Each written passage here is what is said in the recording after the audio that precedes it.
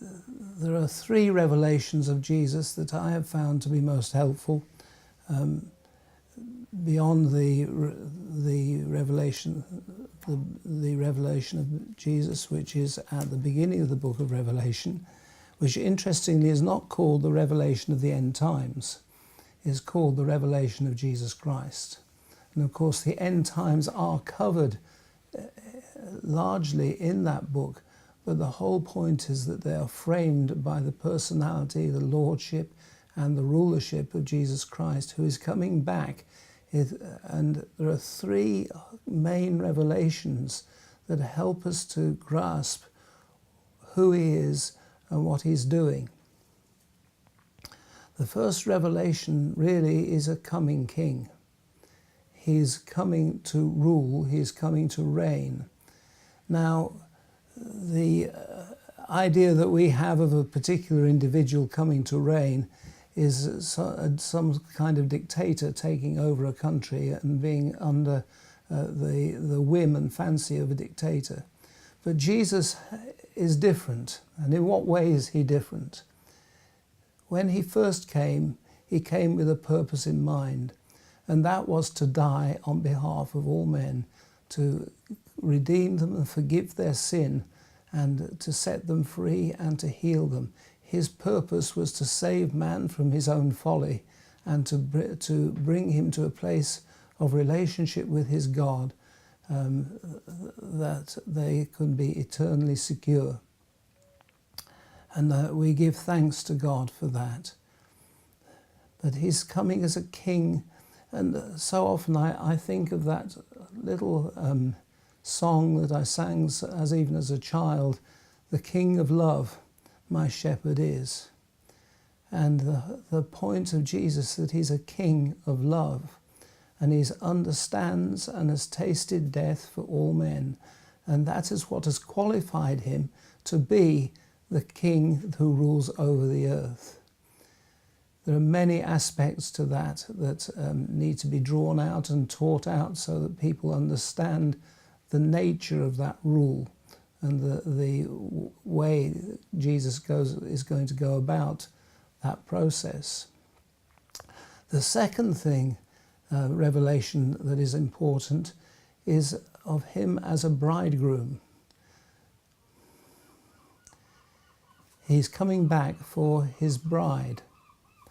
Now, the bride is the church in its largest dimension. I'm not talking about a church, I'm not talking about a particular denomination. He's coming back for all his people, whatever name they happen to have attached to them. He's coming back for all his people, whom he sees as his bride.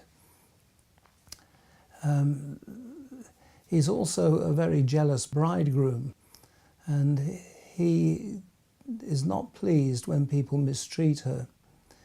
This brings in the question of the place of the Jews in this, and the Jews have seen themselves historically as God's bride.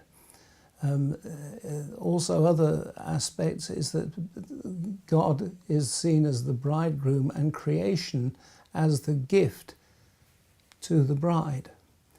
Now, but the whole question of Israel and the church can be summed up is that God is bringing them together through the power of the cross, that they might be reconciled and be one people, so that the Jewish nation will come to understand that Jesus Christ is their Messiah.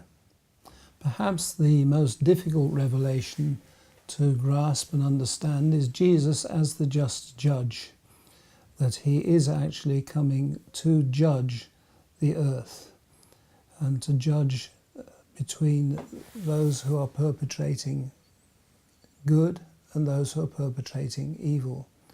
There comes a day when God's patience does finally run out, and his purpose is to eliminate evil from this planet and restore it to the way he intended, and even beyond that, into there being a new heavens and a new earth. But seeing Jesus as the just judge,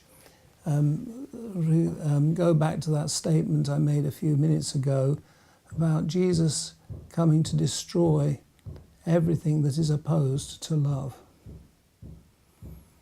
This is perhaps one of the most difficult concepts for people to grasp, because you have to understand what love is, and the idea of destroying that which is opposed to itself.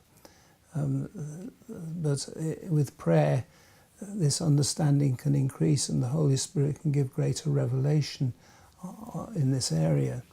Perhaps one of the most difficult aspects of this is that when we look at what's going on in the world around us, we can get very easily confused between what is God judging, what is the result of man's own sin, and what is Satan doing in all this.